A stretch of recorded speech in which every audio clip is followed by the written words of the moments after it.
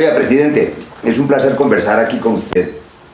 Yo venía pensando en el camino tantas veces que hemos hablado, a propósito de su legado, que nos importa a los que lo queremos mucho y a millones de colombianos. Pensaba que hay algunos presidentes en el mundo que van más allá de sus años de gobierno. El legado de Roosevelt y el New Deal, el legado de Adenauer y la reconstrucción de Alemania, Tony Blair, más allá del nuevo laborismo, la tercera vía.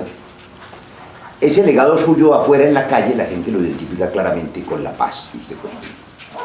Pero ¿qué más es su legado? Porque yo percibo otras cosas en su legado. Pues yo espero que con el tiempo eso vaya surgiendo, porque hicimos muchísimo más que la paz, en muchos frentes. En el frente social, por ejemplo. Durante los 8 años del gobierno bajamos la pobreza y la pobreza extrema más que en cualquier otro periodo de la historia de Colombia.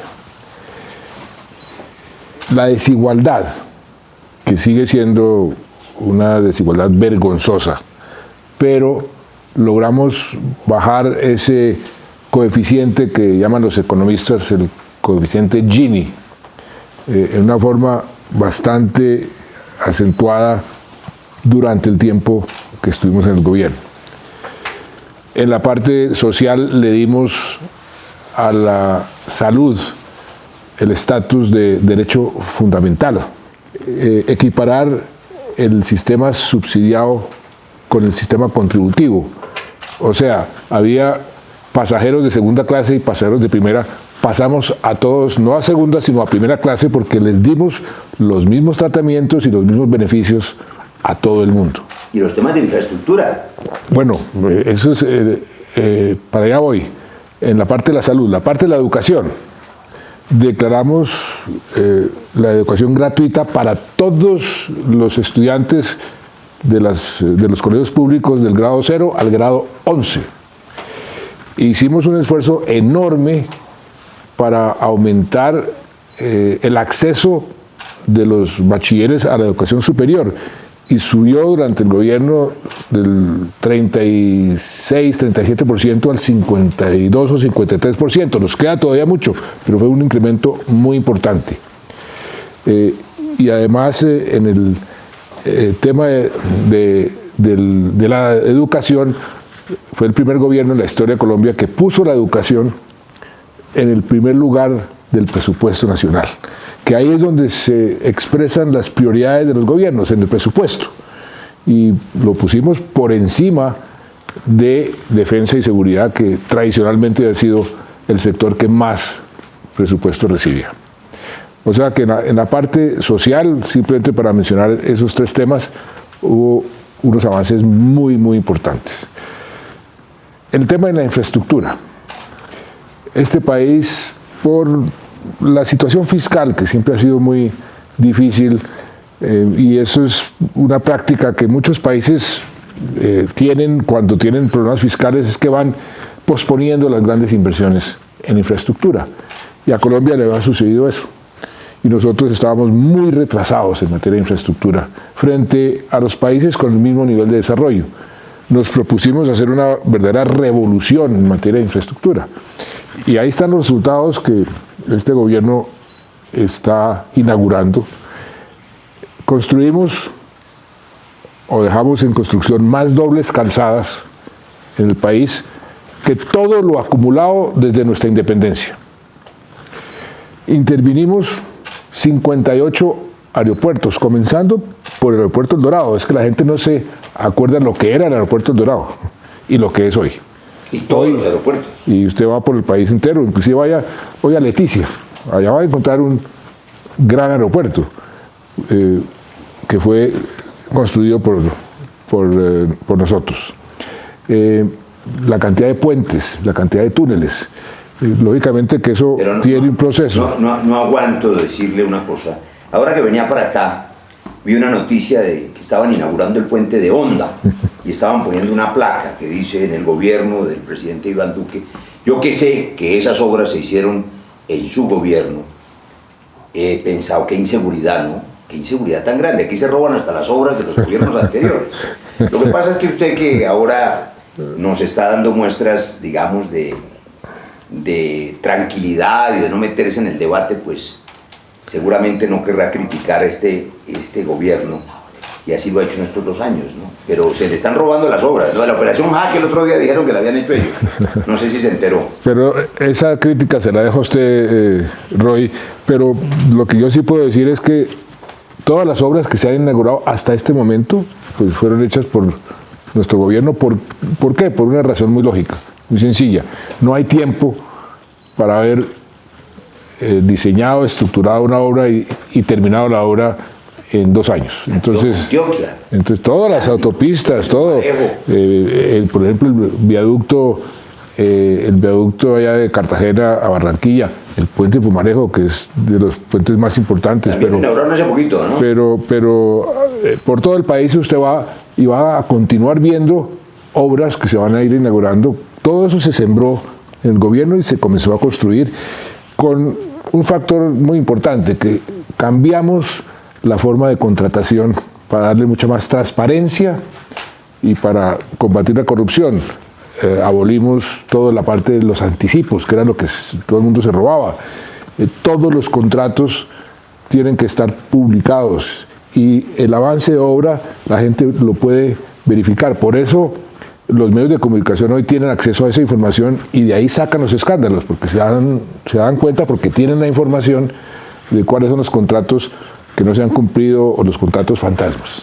Yo entiendo que me deje la crítica a mí, quizá la oposición también, pero eso me hace pensar en esto. Tal vez el gran éxito de los expresidentes norteamericanos es que tienen por costumbre no interferir en los gobiernos anteriores, hacen uso de buen retiro. Usted, que sufrió y sufrimos una oposición hirsuta, me estaba acordando en estos días de un personaje que invitaba a la desobediencia civil, pero no el de hace 8 días, sino el de hace 3 años, era el entonces ya senador Uribe invitando a la desobediencia civil contra nuestro acuerdo de paz. ¿Usted cómo hizo para dar ese paso, digamos, a la tranquilidad? Porque no lo veo criticando un gobierno que ha hecho lo posible por destruir la paz, que se metió en las objeciones, que no la ha implementado, que tiene un doble discurso, en fin. Yo lo veo a usted en otros escenarios. Me lo encuentro en la prensa, me lo encuentro hace poquito que en la Fundación Rockefeller, que está trabajando con Steven Pinker otro libro, que está pensando en las reuniones con los premios Nobel. ¿A usted no le preocupa lo que está desbaratando este gobierno o le da todavía un compás de espera en los 2 años que quedan? Pues me preocupa, por supuesto, pero creo que no contribuye al progreso del país que el presidente que acaba de salir se dedique a señalar, criticar, a hacer oposición. Pero por supuesto que me preocupa, sobre todo cuando... Nos lo hicieron muy duro. Nos lo hicieron durísimo, pero yo vi el daño que le hizo al país. Por ejemplo, la imagen internacional, que la recibimos muy mal, después la reconstruimos, y la reconstruimos en qué forma, pues, pero no fue fácil por toda la propaganda negativa que salía del propio país y de la propia oposición. Y yo, hablando de los expresidentes, les mandé al comienzo del gobierno un libro que se llama El Club de Expresidentes, que se publicó en Estados Unidos, donde precisamente dicen cómo los expresidentes en Estados Unidos se marginan, e inclusive cuando los llaman a algo importante acuden. Y ese es el espíritu con el cual los expresidentes deberían contribuir. Ya cumplieron con su deber, tuvieron el inmenso honor de haber sido elegidos líderes, mandatarios, presidentes de su país, y dejen que otros continúen la labor. Sí, por supuesto que cuando uno ve cómo están destruyendo ciertos legados y ciertas obras, pues la tentación de salir a decir, por favor, no hagan esto, es muy grande. Y yo eventualmente sí voy a señalar ciertas cosas que creo que son justas de señalar, que se están destruyendo o que se destruyeron o que se pueden destruir. Por ejemplo, lo de la paz. ese es el legado más importante.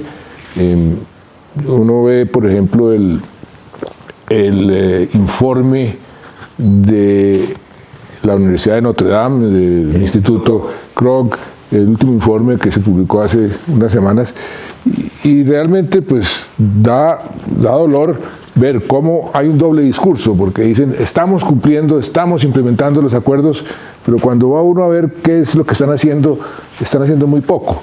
Entonces sí sería muy importante que a eso se le diera un gran empuje, o por lo menos que fueran consecuentes con lo que están diciendo que quieren hacer. Pero el doble discurso me parece que es engañoso y contraproducente.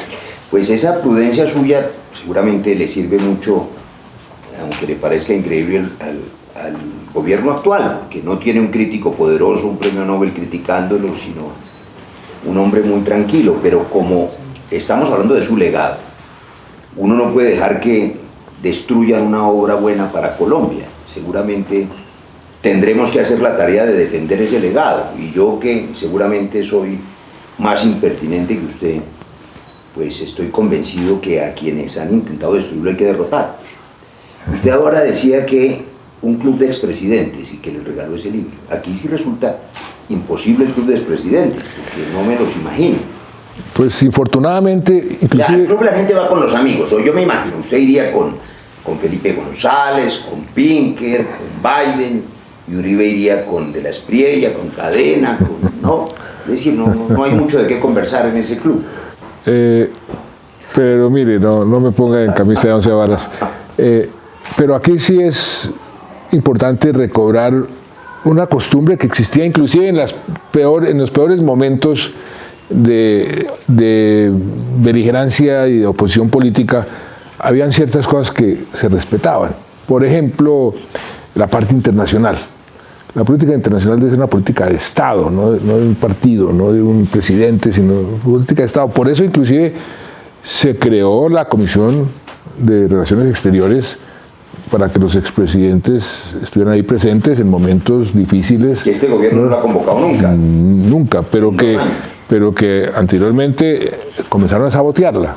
O sea, comenzaron a destruir ciertas normas, ciertas costumbres de un trato, de unos acuerdos de caballeros que deben siempre existir en las democracias. Usted y yo podemos estar en total desacuerdo sobre muchas cosas, pero tenemos que estar de acuerdo sobre otras cosas que son de beneficio para usted, para mí y para el país. Y eso es lo que infortunadamente se ha venido destruyendo, y eso entonces se vuelve muy contraproducente cualquier discusión, porque ya no es el interés nacional, sino el interés personal o político, y eso para las democracias es malo. Y en esta situación de Colombia, no solo lo internacional, sino lo económico, debería ser una cosa consensuada. Mire, el libro, yo sé que es inédito y aún no lo han publicado, pero si mal no estoy, es un mensaje optimista para un mundo en crisis. Por supuesto, los colombianos tenemos que preguntarle cuál es el mensaje optimista para este país en crisis. Quedan 2 años del gobierno Duque, lo económico, el desempleo, la crisis de las empresas. Ahí debería haber un consenso. El mensaje optimista es el siguiente. Yo inclusive lo que quise hacer con el libro, para no polemizar, fue hacer un recuento de los últimos 30 años, no de los últimos 10, de los últimos 30. O sea, ahí incluí los gobiernos de mis antecesores, comenzando con el año 90-91 y Gaviria, porque fue el año de la Constitución, cuando se inició la apertura económica. Fue un cambio ya de paradigma en la política colombiana.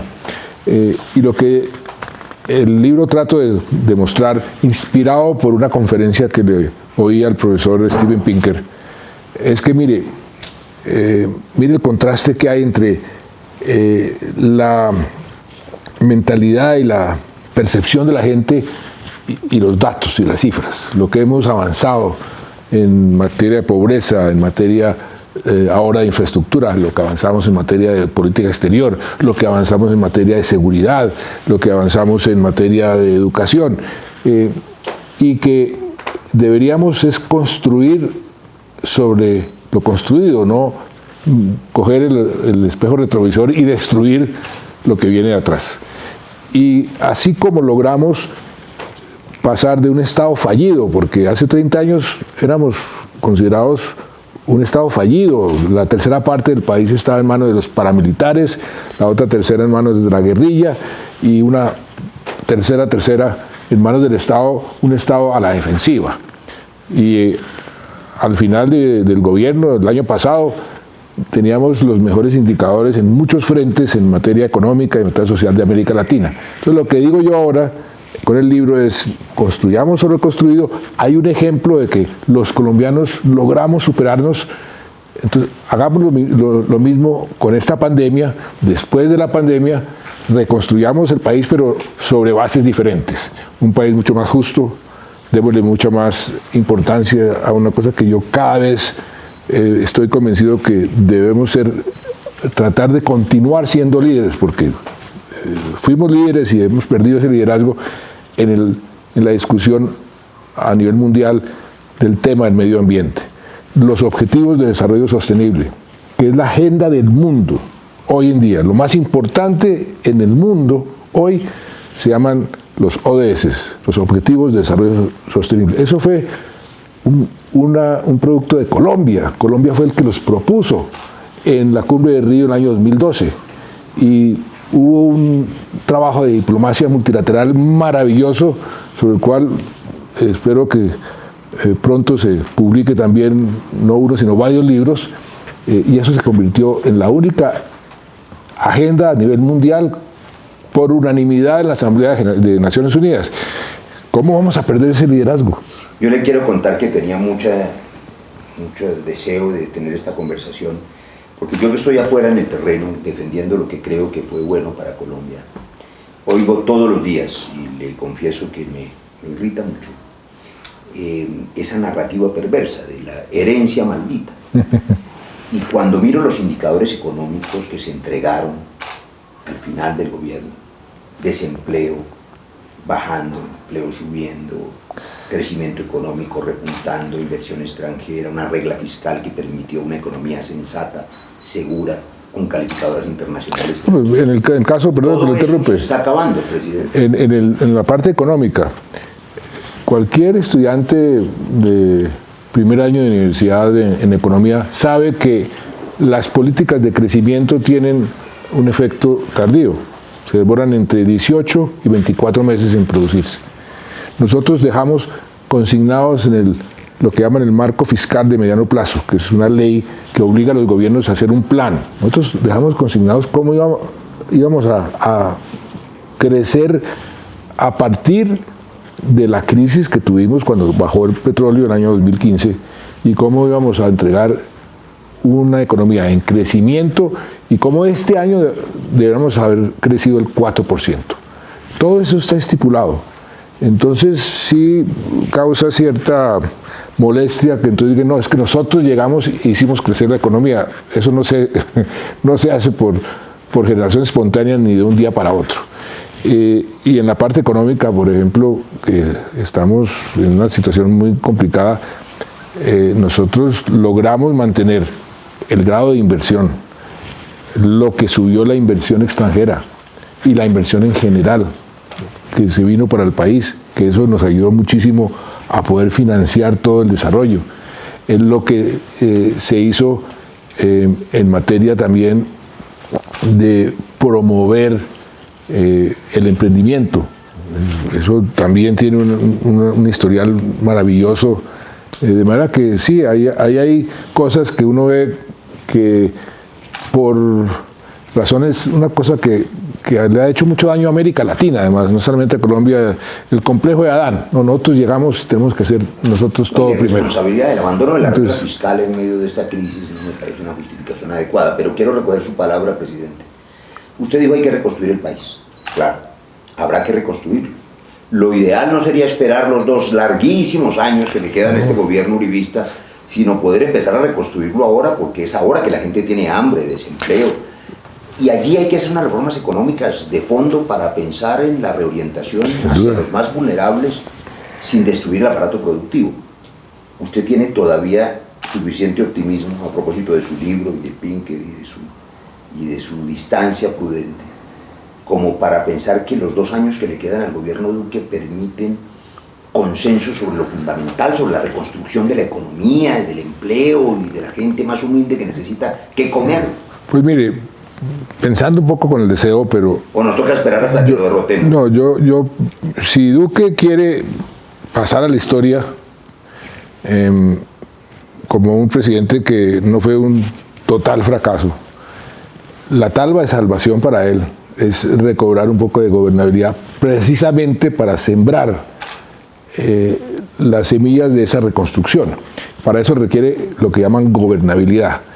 Y la única forma como va a poder recobrar esa gobernabilidad es alrededor de un tema. ¿Qué tema? La implementación de los acuerdos de paz.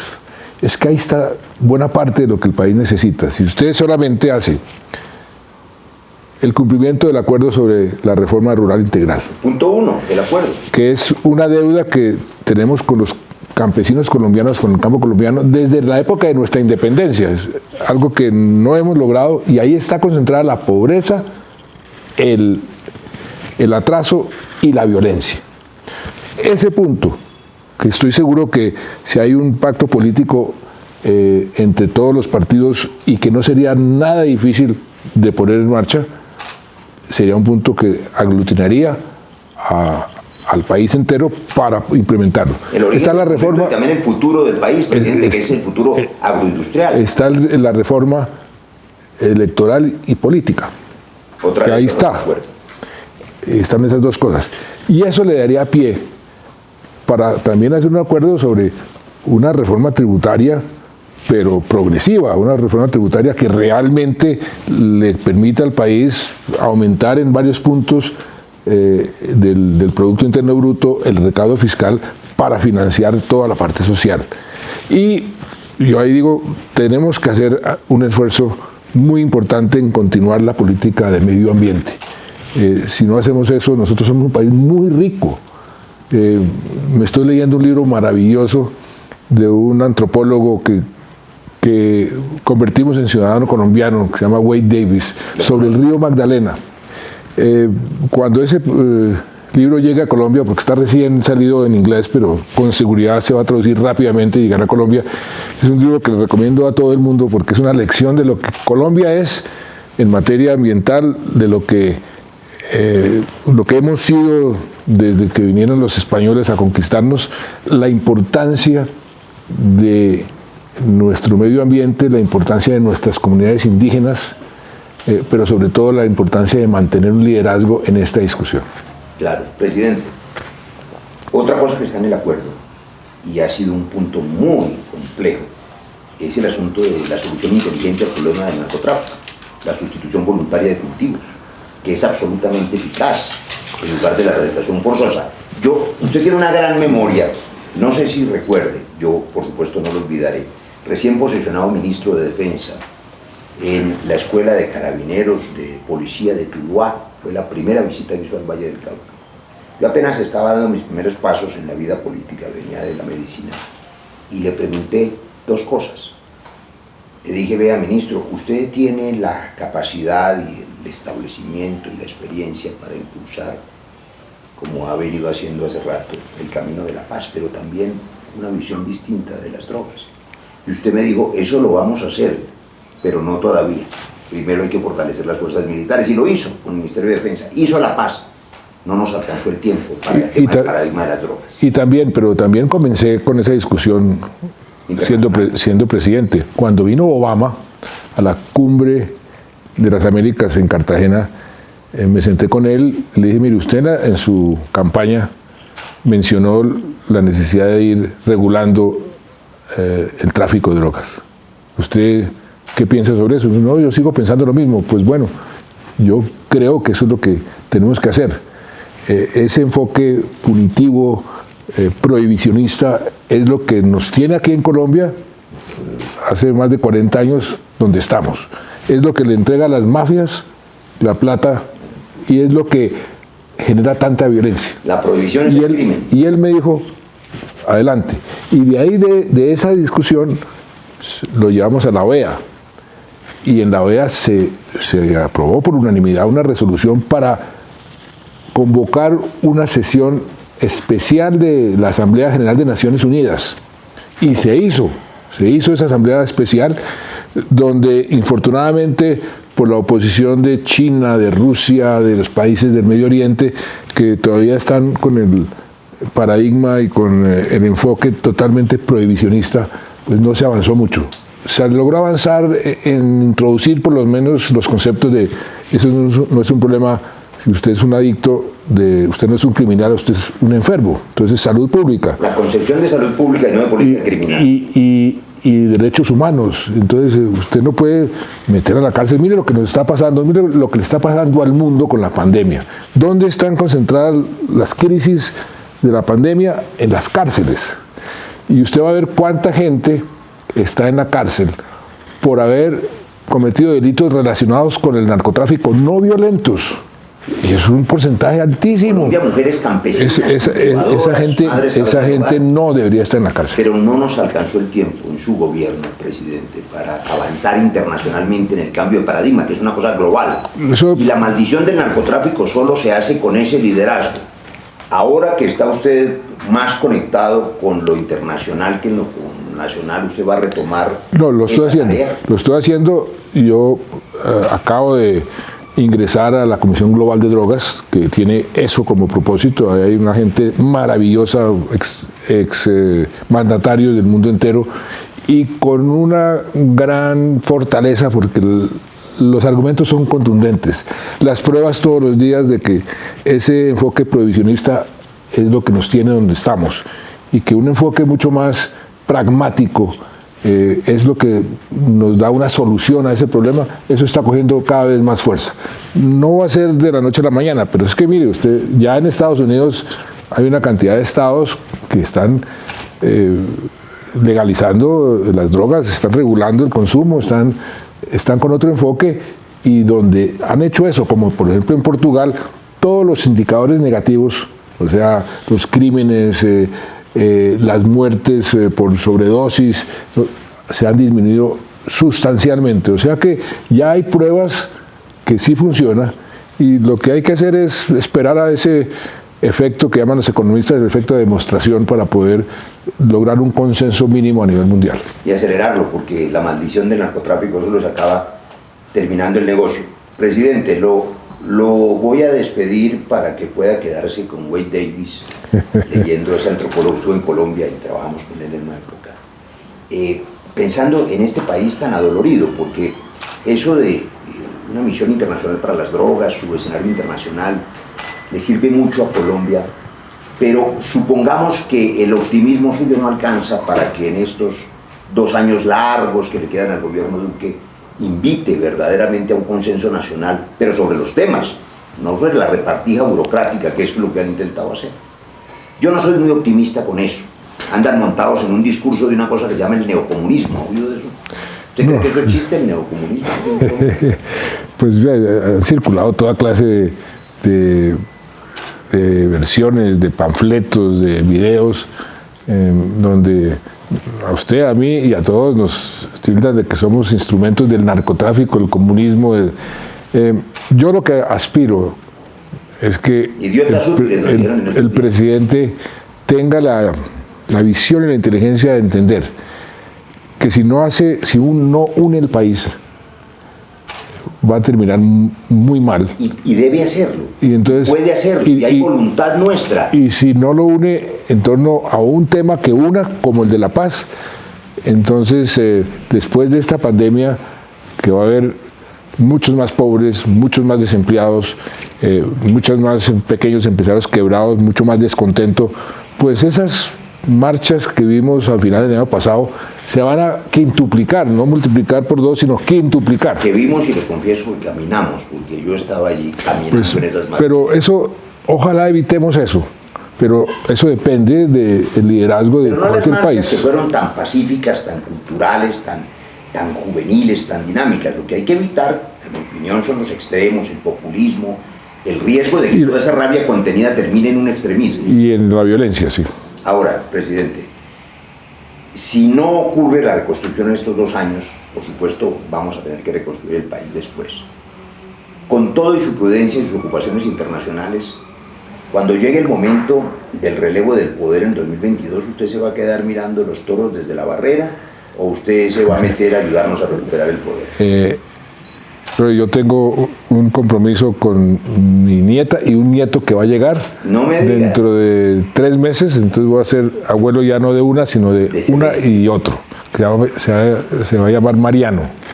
Bien. Y entonces yo espero que Mariano en 2 años esté lo que yo estoy haciendo con Celeste, que cumplió 2 años, entonces déjeme siendo abuelo. Tranquilo. Déjeme siendo abuelo. Lo dejo siendo abuelo y déjenos a nosotros la tarea de entender ese legado. Lo vamos a hacer con todo apasionamiento. Eso se los agradezco. Gracias por esta conversación. El legado es algo que va más allá de sus años de gobierno. Y a mí me queda también la tranquilidad, pues yo me dedicaba toda mi vida a leer biografías y eso. Los legados también, los hechos van saliendo a relucir, y por eso, por ejemplo, allá está la gente diciendo, bueno, pero es que esto, lo que dejó Santos fue mucho mejor de lo que tenemos aquí, pues lo que dejó Santos es lo que está sirviendo hoy, y eso va saliendo.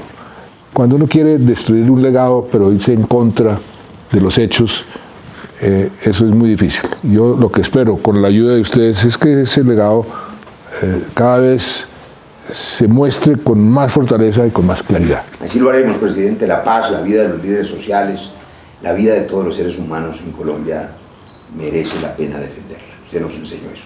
Presidente, gracias. Bueno, lo felicito a usted. Estamos invirtiendo los papeles, usted es periodista.